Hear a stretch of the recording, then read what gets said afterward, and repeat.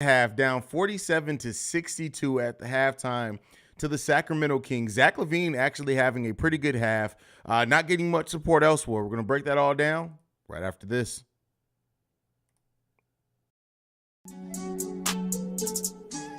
You are now tuned in to Chicago Bulls Central, your number one place for all Chicago Bulls news and content.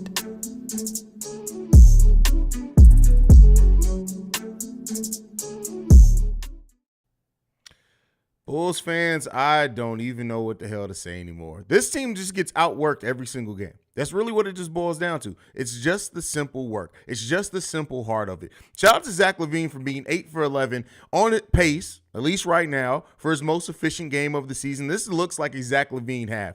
8 of 11 for the field. 1 for 1 from free throw. He has 6 rebounds, 2 assists, 3 steals, only 1 turnover, no personal fouls from Zach LaVine, and 17 points in this game. That looks like the Zach LaVine as of old. Unfortunately, this Bulls team looks like the Bulls team of old as well, too, back when Chris Dunn and Denzel Valentine were on this team. What the fuck is happening out here with this team? Just period. Like, when you look at it, they are so slow on any type of decisions defensively. It's ridiculous. This team sucks right now. Period. This team sucks. This team is in the trash. This team is on pace to be a lottery team. You know what the bad thing about that is that this team doesn't own their own lottery pick outright. You know what I did? For those that follow me on Twitter, may have seen, I tweeted out, this team is reminding me of the Chicago Bulls team the year before we got Derrick Rose. Do you remember? That's the team that the year prior to that, we were a playoff team. We basically ran that same exact team back the following season and sucked ass. We end up being a lottery team, a low lottery team, or a high lottery team, low lottery team. And then we ended up getting lucky and winning the first overall pick. But that's what this team reminds me of. The difference between that team and this team is that team was together for almost 5 years at that point. So when they got stagnant, it kind of made sense. Scott Skiles had been the coach for a minute then. It made sense. Things just kind of It was a bad situation by then. The team needed an influx of new energy. This is the second year of this team being together, and they look like a team that's been together 6+ years, and that the NBA has just figured it the hell out. Outside of Zach LaVine, Kobe White in the first quarter, and then Nikola Vucevic stepping up big time in the second quarter, this team has sucked. Period. Everything about this team in this game has been fucking trash. You go down at halftime by 15 points to the Sacramento Kings. Yes, the Kings are balling. Yes, the Kings are above 500, but it's the way and manner in which it's happening that's frustrating. This team sucks cheeks right now.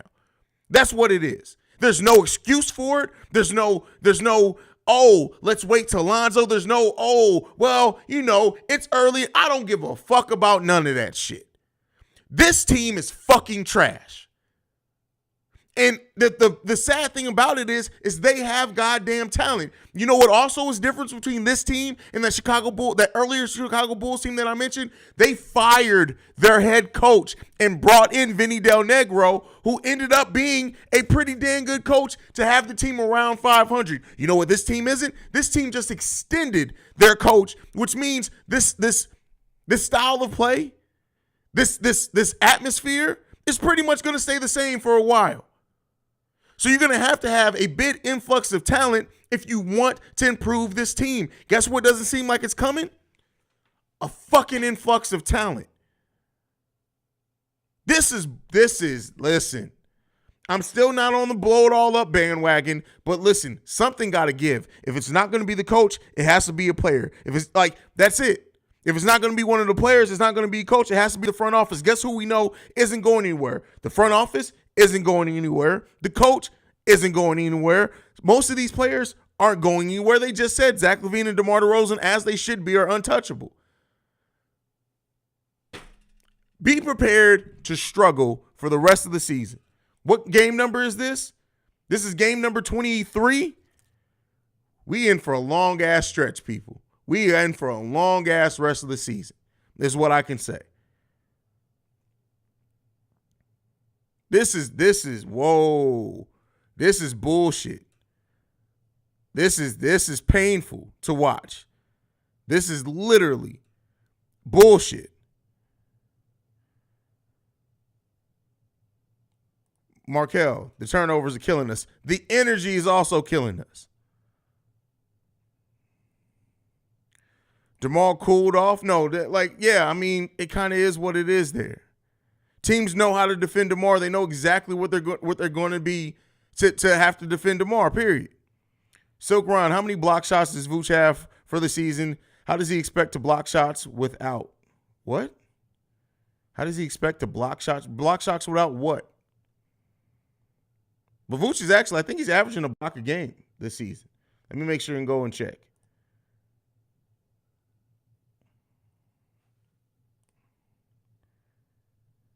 He's averaging a half a block a game so far this season. Did I look at that right? No, that's a half a steal. He's averaging right under a block per game, which is on par for his career. Brandon L. Jet, way too many turnovers, poor three-point defense, and can't secure the rebound. Malik Buck going the fuck off. It's always a role player. Always a role player going off.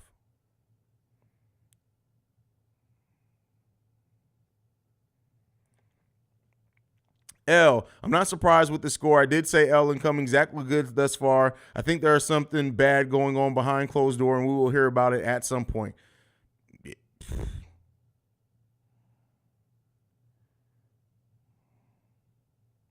Goon, we got a long season ahead of us. Absolutely.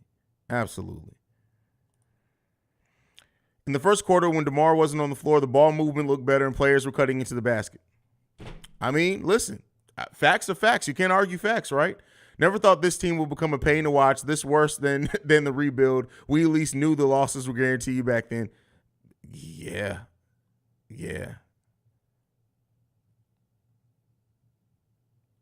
Not Haize, please shoot me. Jesus, Brian, I'm not going to shoot you, brother. We've been through worse. I feel your pain, bro, because we all love this Bulls team and we know they should be way better than this. That's it, right? It'd be different if this team was bad and we didn't have talent on this team.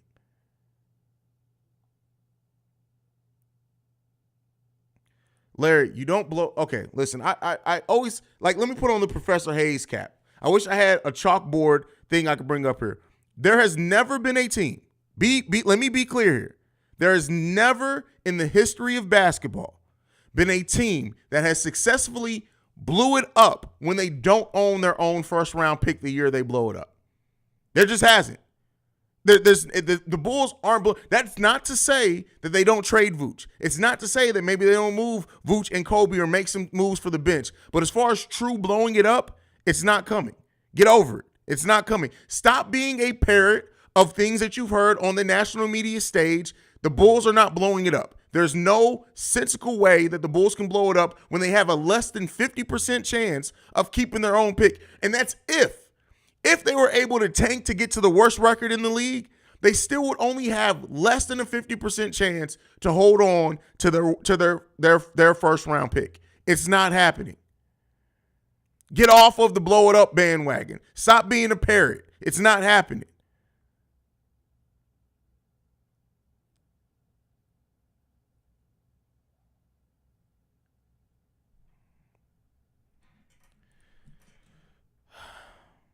Haize and Bulls fans, listen, you're a dumbass, bitch-ass motherfucker. Let me be clear here with you. Mr. Prove Me, you are so fucking insecure that you changed your username because your username was Prove Me wrong, and everybody proved you wrong because you're a fucking idiot. You don't know basketball because you're sitting here with your dumbass mindset still saying, oh, well, Kobe White, we win with Kobe. Everybody know Kobe White is not a fucking winner. Get off your shit. You're a dumbass, and just because you got dumbass shit to say, sit your ass in timeout. Now you got to watch everybody else cook because you're a dummy. And your mama should have probably swallowed you because she birthed a fucking idiot who doesn't understand the game of basketball. Now, with that being said, since you just got cooked, sit your ass down. Motherfucker tried to say Kobe and couldn't even spell the player's name right that he was trying to promote. You're a fucking idiot. It's a reason Kobe has the best string record at point guard. DeMar Levine shut the fuck up, you dumbass, hoe-ass, bitch-ass motherfucker. Shut the fuck up. Actually watch basketball, learn to actually talk basketball, and not stick to dumbass narratives so you can just have something to say and your mama may be proud of you. How about that?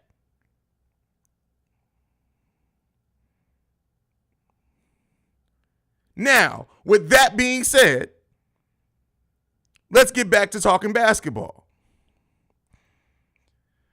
I'll never understand the Billy extension preseason. Why not wait and season to see how it started to go first?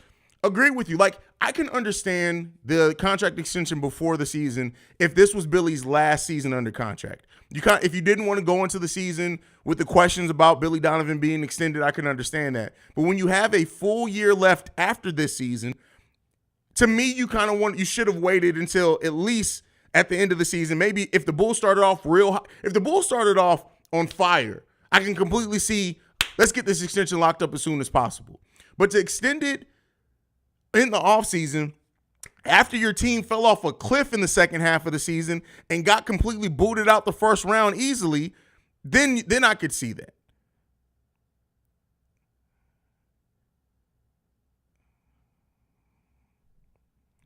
Yulia in the building says, hi, Haize, before we blow it up, before we trade players and make changes, how about we play harder and ask more from the team? We need more intent. Look, okay, Yulia, and I do think, I agree with you, right? If it was just a switch that you can turn on and be like, hey, y'all play with more heart.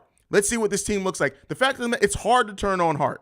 Sometimes you need an invigoration of new energy to bring that heart to the team. So I completely understand what you're saying with that. And I wish that is what would happen, because I think this team looks completely different when they do play with energy and some heart.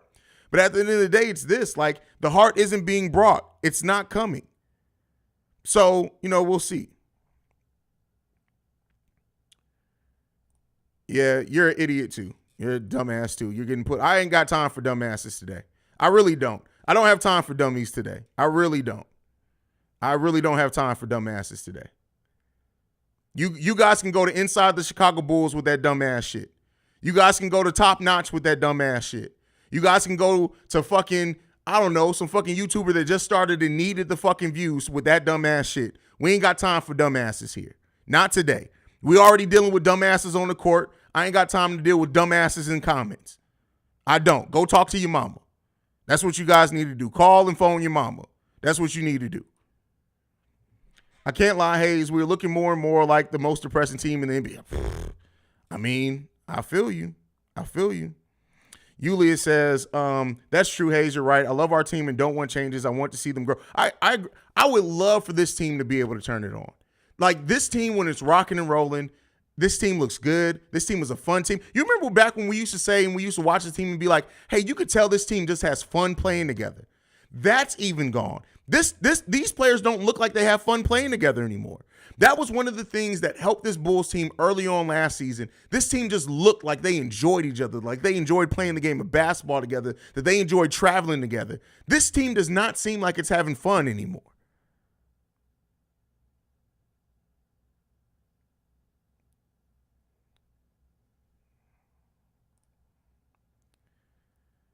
I was never for this, but at this point, I would trade DeMar and Vooch for Westbrook and picks and maybe get a third team involved to get a role player. Not going to happen. And no, that doesn't help this team in the short term or in the long term. You got to remember, those Lakers picks aren't till 2027 and 2029. You don't usually, if you're going in a full rebuild like that or a full blow it up, you either bring back serious talent or you bring back picks soon so you can recalibrate soon. 2027, that's not getting it done. That's not getting it done. The trade isn't realistic.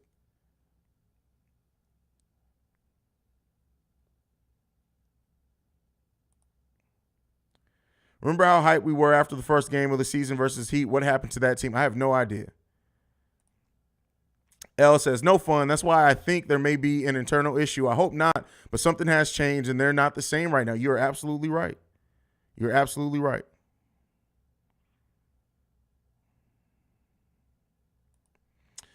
If we still aren't playing by this time next year, I consider trading DeMar before he gets too old. We could get it. Oh, if this team keeps playing this way, it's not going to take till next year. This offseason, DeMar's gone. Just watch what I say. If this team keeps disappointing this way the whole season, DeMar's gone by the end of the season.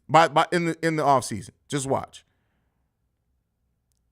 All right, but the game's coming back on. I appreciate you guys. I'll be back here post-game. Make sure you guys are tuned in. Hit the subscribe button if you're not subscribed. Love you guys.